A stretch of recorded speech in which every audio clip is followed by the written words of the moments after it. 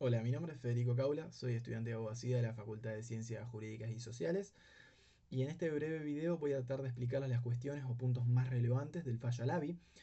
fallo que denota cierta trascendencia en materia de consumidores, en términos procesales y desde una óptica constitucional.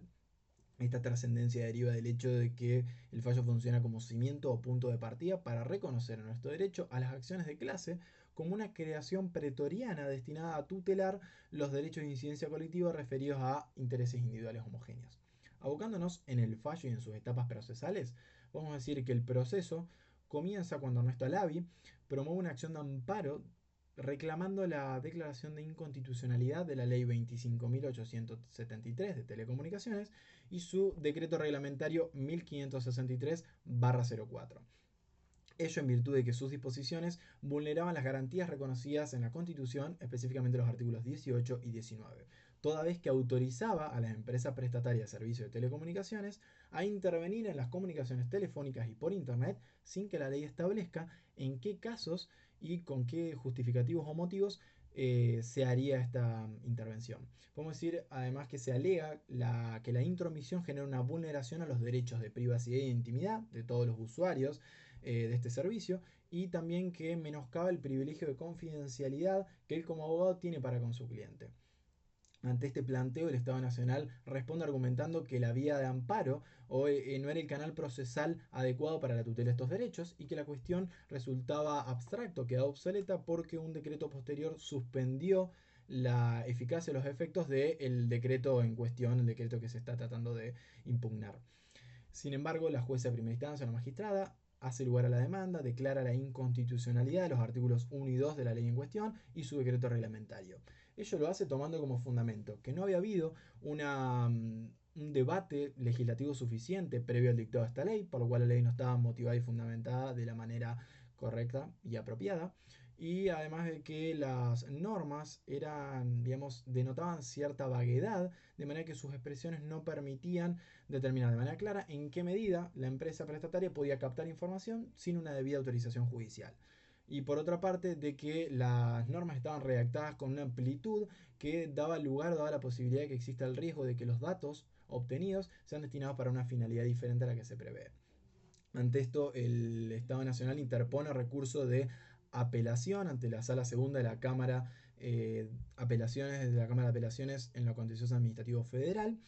y la Cámara confirma el pronunciamiento de primera instancia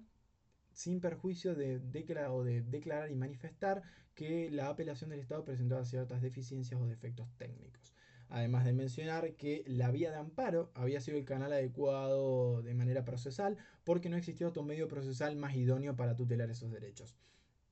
Ante esto, el Estado Nacional interpone nuevamente, pero esta vez recurso de extraordinario federal ante la Corte Suprema de Justicia, alegando que existe una cuestión federal, que había arbitrariedad y era institucional. La impugnación principal del Estado se centra en descalificar el efecto erga omnes que la Cámara le había atribuido a su pronunciamiento, alegando que para que una sentencia tenga tales efectos, sin perjuicio de la dimensión colectiva de los derechos que estaban en juego en este caso, era necesario que intervenga el defensor del pueblo, cosa que en este caso no se hizo.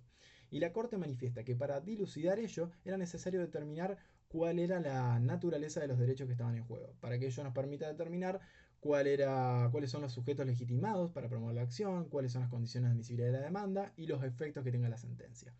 En términos de legitimidad procesal, la Corte manifiesta que hay tres supuestos o categorías de derechos.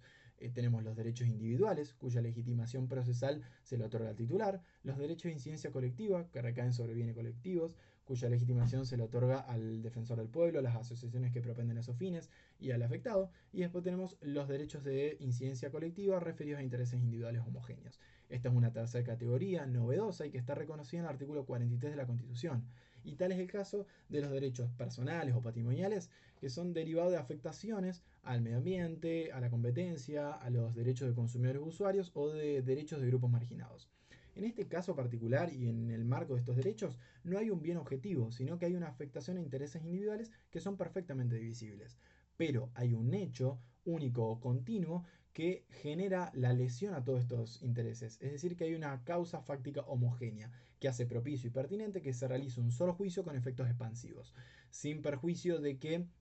los daños individuales deben ser probados aparte.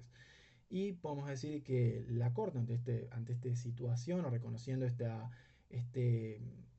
situación de hecho, decide establecer cuáles son los requisitos para la procedencia de la acción de clase, sin perjuicio de que no hay en nuestro derecho una ley que reglamente el ejercicio efectivo de una acción de clase para digamos, el ámbito que está en juego en este objeto de litis.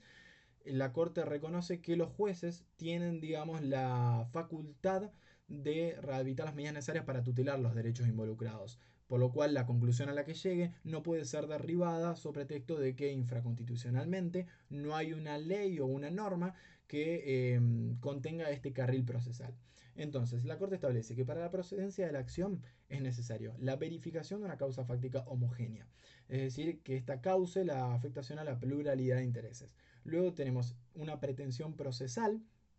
que esté enfocada o que esté concentrada en los aspectos colectivos de los efectos de este hecho, y además la constatación de que el ejercicio individual de esta acción no está plenamente justificado, es decir, que el interés individual considerado aisladamente no puede dar lugar a la interposición de la demanda.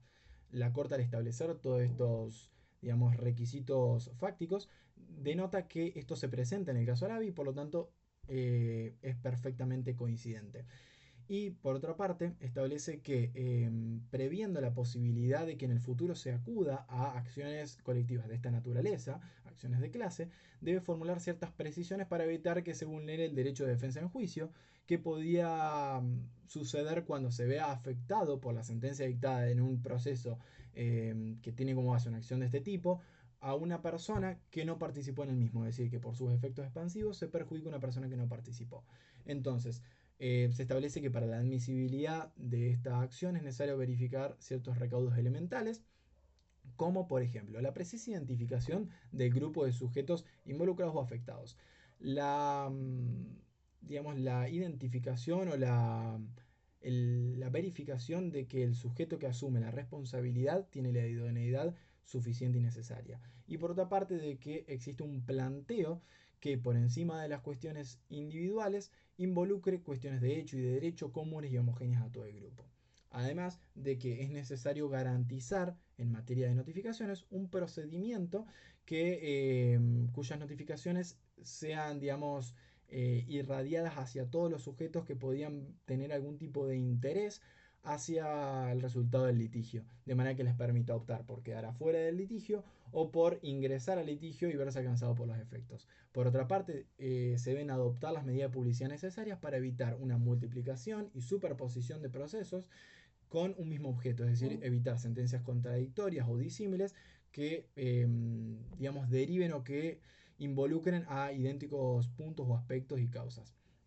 Podemos decir que tomando todo este marco teórico y toda esta diagramación, digamos, jurisprudencial de un marco procesal, la Corte decide responder de manera definitiva a la impugnación hecha por el Estado respecto a los efectos regables de la sentencia, diciendo que el fundamento de ello se encuentra no solo en querer superar por parte de los juzgadores la concepción individualista tradicional de la legitimación, sino también en que este efecto regables es propio y es inherente a la naturaleza de las acciones colectivas por los derechos que están en juego. Además, en materia de derecho a la privacidad, se establece que la suspensión de los efectos del decreto en juego no implica la exclusión del ordenamiento jurídico, de manera que los preceptos pueden seguir afectando a los sujetos usuarios, y además de que en ningún momento el Estado objetó a la hora de expresar agravios en el recurso la cuestión de inconstitucionalidad, es decir, que queda zanjada la inconstitucionalidad de estos artículos y que además el propio legislador, al incorporar en el artículo 3 de la ley que el Estado era responsable por los daños y perjuicios derivados de las posibles captación, derivación y registración de información, asume que quizás las normas no cumplen con las garantías constitucionales necesarias. Por lo tanto, la Corte resuelve que se hace lugar al recurso extraordinario, pero se confirma la sentencia en segunda instancia. Entonces se crean las acciones colectivas y se restringe la injerencia del Estado en el ámbito de esfera personal, en materia de telecomunicaciones.